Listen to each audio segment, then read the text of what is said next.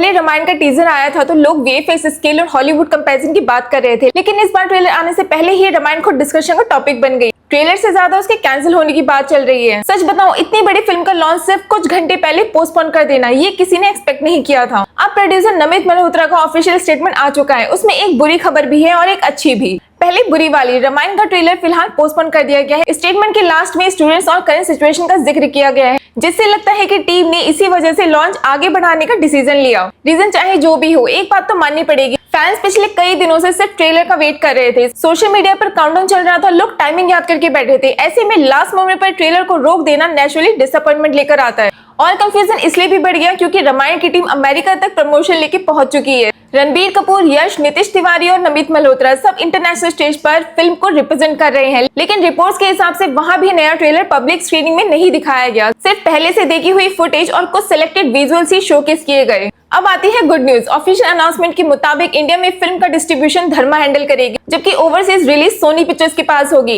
इसका सीधा मतलब ये है कि रामायण सिर्फ इंडिया नहीं, ग्लोबल लेवल पर भी बहुत बड़े स्केल पर रिलीज होने वाली है। अगस्त से प्लानिंग के हिसाब से चला तो ये इंडियन सिनेमा की सबसे वाइड इंटरनेशनल रिलीज में से एक बन सकती है। इसी वजह से अब एक और पॉसिबिलिटी की बात चल रही है। हो सकता है रामायण का ट्रेलर सोनी की अगली बड़ी रिलीज के साथ अटैच किया जाए, जिससे एक ही दिन में दुनिया भर की ऑडियंस तक पहुंच मिल सके। अगर ऐसा हुआ तो फैंस को बस थोड़ा और वेट करना पड़ेगा। लेकिन ट्रेलर पोस्टपोन होते ही इंटरनेट दो हिस्सों में बट गया है। एक साइड का मानना है कि मेकर्स को अपने प्रोडक्ट पर इतना कॉन्फिडेंस है कि उन्हें पता है ट्रेलर जब भी आएगा ऑडियंस देख ही लेगी। दूसरी साइड बिल्कुल उल्टा सोच रही है। उनका कहना है कि लास्ट मोमेंट पर ट्रेलर रोकना कॉन्फिडेंस नहीं बल्कि हेजिटेशन दिखाता है। इसी बीच सोशल मीडिया पर ट्रेलर को लेकर अलग अलग तरह की बातें भी चल रही हैं। कुछ लोग जो एलिजेडली अर्ली प्रीव्यू देखने का क्लेम कर रहे हैं, उनके मुताबिक ट्रेलर की ओपनिंग काफी स्ट्रॉन्ग है, लेकिन बाकी पोर्शन उतना इम्पैक्टफुल नहीं लगा। कुछ डिस्कशंस में विजुअल सीक्वेंस के वीएफएक्स को लेकर भी क्रिटिसिज्म देखने को मिल रहा है। फिलहाल इन बातों की ऑफिशियल कंफर्मेशन नहीं है, इसलिए इन्हें सिर्फ रिपोर्ट्स ही माना जा सकता है। प्रॉब्लम यह है कि जब मेकर्स ट्रेलर दिखाने की जगह उसे रोक देते हैं, तब रूमर्स को और ज्यादा हवा मिल जाती है।